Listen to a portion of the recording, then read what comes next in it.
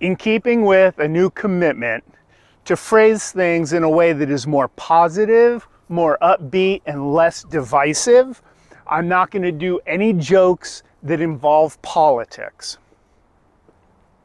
Except this one. Can we please, as a nation, all come together and agree that the phrase one size fits all is utter bullshit? That what it actually means is, hey, we made this one size, you deal with it. I'm having a harder and harder time finding stuff that'll fit me. I mean, I am sizing out of my entire wardrobe. Or to put it more positively, more upbeat, hey you guys, I am saving so much wear and tear on all my exercise, weight loss, and workout equipment right now. When did tying my shoes become a transmission level event? I'll explain. Like 18 to 15 years ago, I had a job where I was lifting heavy stuff, I mean really heavy stuff, on a regular basis.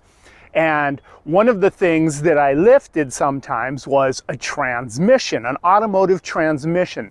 Now, that's a really hard thing to lift. The best way to lift it that I found is, well, I mean, the best way to lift it is with a forklift, but they weren't always on a pallet, so sometimes you had to lift it without the pallet. The best way to lift them, well, actually, the best way to lift them is, if they're not on a pallet, is with what you call a team lift. That's where somebody else helps you lift it. Right. But I didn't always have a team. In fact, when I got to work and looked around and nobody else was there, that was a very reliable first indicator that, oh, there must be a transmission to lift. But the best way to lift it that I found was you get your strong arm under the center of the transmission, just a little bit off of center, and then you take your other arm and you wrap it over the top of the transmission and grab a hold of the end, which is kind of the only place you can get a good grip, and then you just kind of,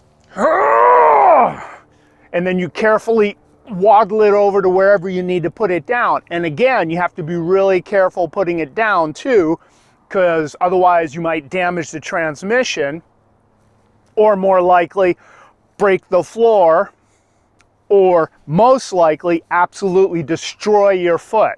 So put it back down.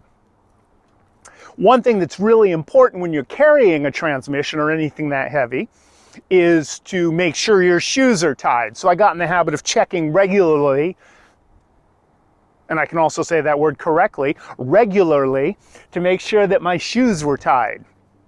I still do that now for different reasons. I'm not carrying anywhere near that much weight anymore, but I've gotten older, falling down, shattering a hip, those sort of things. You want to avoid it, so I check my shoes, and when they're untied, you know, I find a place that I can prop them up on, because I am no longer auditioning for Cirque du Soleil in my everyday life, and then I reach down and tie my shoes. When did it become a transmission level event? Now, I don't know if that's a very good analogy, and that's something that I wonder about sometimes. Analogies, casual observations, correlations that are clear to me, are they clear to other people? An example for you. When I first started watching the TV show The Office, and I saw the character Dwight Schrute, my first thought was, oh my God, that's Garrison Keillor. It's the spitting image of Garrison Keillor from Prairie Home Companion. And then I wondered, okay, to me, they're dead ringers, but do other people think they look similar? And you don't know. I mean, the only way you could find something like that out would be to look it up on the internet, which of course I did. I Googled it, and the internet, you know, in its usual friendly fashion told me, yeah, genius, you're not the only one to think of this. Everybody else thinks I look exactly the same too, sweetheart. And can I just say that the internet has developed a real attitude lately? I mean, it's really getting too big for its britches.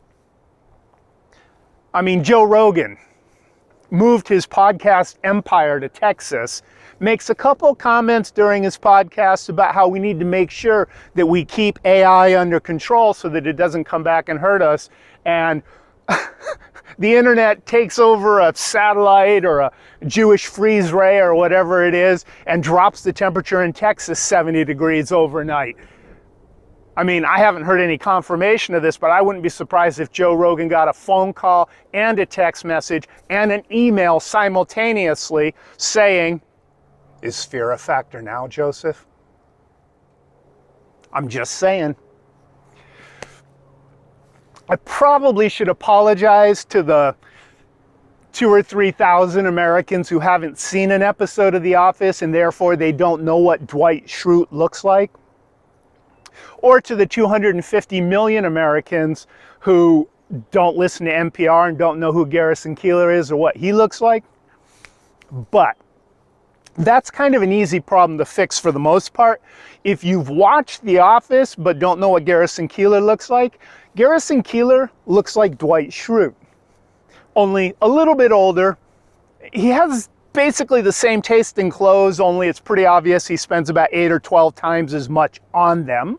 If, on the other hand, you're one of the Americans who hasn't watched The Office, doesn't know what Dwight Schrute looks like, but you've listened to so much NPR that you get the annual fund drive brochure from them that shows pictures of their various personalities in it, because NPR is funded by listener contributions as well as a generous donation from the Carnegie something or other in the Institute of the Arts, blah, blah, blah.